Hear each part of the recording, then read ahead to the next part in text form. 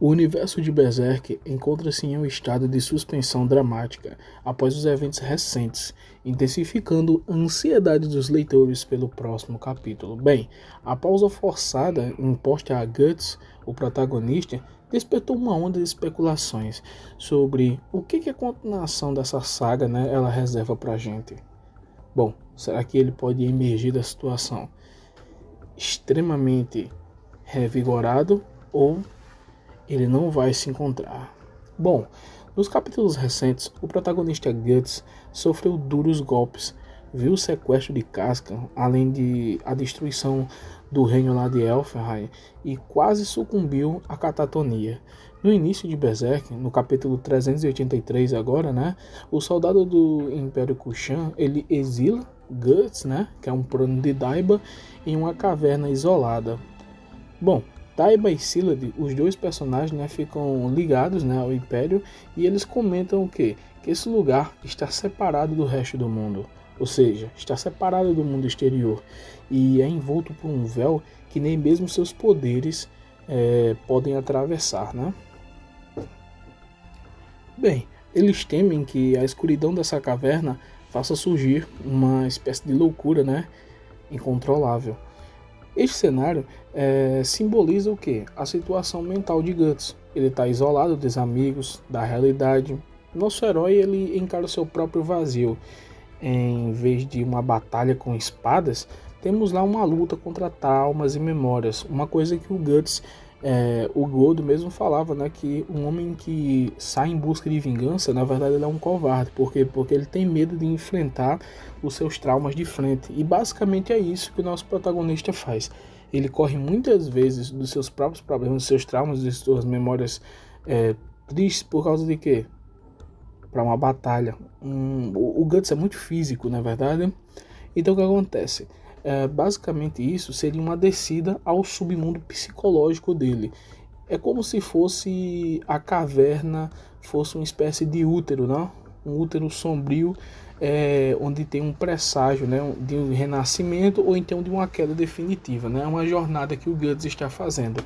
Longe de ser um capítulo de ação, a narração ela se concentra nas visões do Guts. Tipo, o espadachim lembra dos momentos felizes com Griffith, com Casca.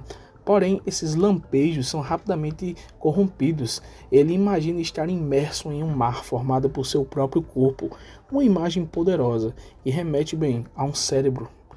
Uma coisa que parece muito que coincide com o eclipse, As visões do Guts, elas culminam quando ele é sugado por uma imensa concha marítima, em uma sequência que lembra a transformação do Griffith em Fenton. A crítica aqui, é que sugere que essas imagens são significativas, que Guts se tornaria uma espécie de demônio, mas pode representar, na verdade, um processo de ascensão mental, um confronto final com seus traumas, para que ele retome aquela vontade de viver, A concha, que está basicamente envolto, do Guts, ela funciona como uma espécie de metáfora para uma incubadora da transformação, E também é um lembrete de que nem todo renascimento precisa seguir o caminho das trevas. Bem, a imagem do Guts lá deitado em uma folha de lótus, funciona basicamente como um símbolo extremamente forte, porque a lótus no budismo ela representa uma espécie de pureza e desapego, na verdade. Basicamente seria um complemento, que vai contrastar com o que o Guts de fato é, já que ele carrega impureza, ele carrega apego, rancor, trauma e também, o grande ódio que ele tem pelo Griffith, Mas quando essa folha ela se dobra como uma concha, nasce um segundo símbolo em cima do primeiro, Que conchas elas criam pérolas envolvidas por uma espécie de parasita ou irritação com camadas de nâncar, que nesse caso a gente pode dizer que o parasita é o próprio Guts, e as secreções que começam a cobrir ele dentro dessa dobra, de lótus, são os processos de transformação alquímicas. Se a gente for pegar, pessoal, aqui no budismo, por exemplo, a pérola ela é um símbolo da mente, que já possui em si o potencial de brilhantismo, mas que está coberto de poeira do desejo, ou seja, é exatamente o estado interno atual de Guts.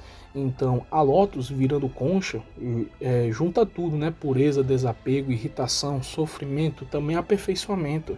Esse arco basicamente simboliza, né, esse trecho de jornada, onde ele vai ter que se confrontar com, né, o Daiba.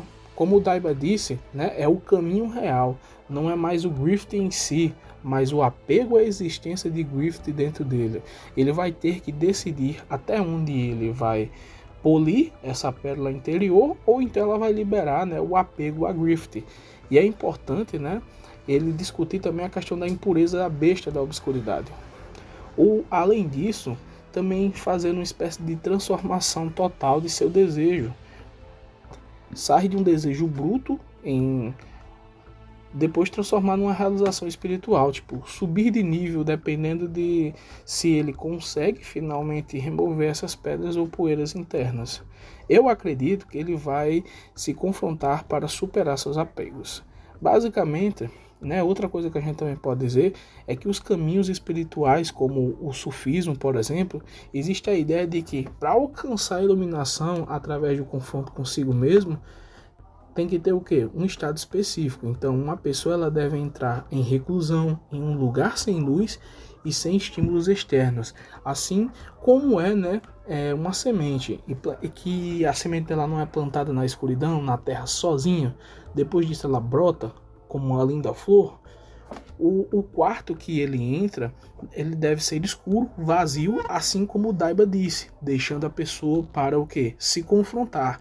Essa reclusão, elas deixam a pessoa sem escapatória, até que ela se eleve acima do medo, que basicamente, né, é causado com todos esses apegos e também que alimenta muito o ego do Guts em relação às batalhas. Em outras palavras, nosso jovem protagonista, né, vai passar por uma espécie de transformação. Não sei se física, mas com certeza mental. O Guts ele precisa sair do estado catatônico, né, que ele está, de entregue à morte, para um sentimento de que eu preciso voltar a lutar, eu tenho companheiros, mas estritamente, eu tenho a casca para salvar e eu quero fazer isso. Não por ódio, mas sim por espécie de justiça. Transformando o Guts num homem, deixando dele ser amargurado e passando por ele ser um, não guerreiro da justiça. Eu não vejo o Guts como um guerreiro da justiça, mas como um ser que luta por o que ele acha certo. Dando finalmente para o Guts um sonho, um objetivo, uma meta, coisa que a gente vê que o Guts não tem muito isso no mangá. Bem, a questão central aqui é impulsionar o debate, não é apenas quando, mas como o Guts reagirá ao deixar o estado de confinamento ou transformação que vivenciou. Geralmente isso, né, sinaliza o que? Uma renovação profunda no personagem ou no enredo principal. Então vamos aguardar. Deixa aqui suas teorias, é isso. Partiu!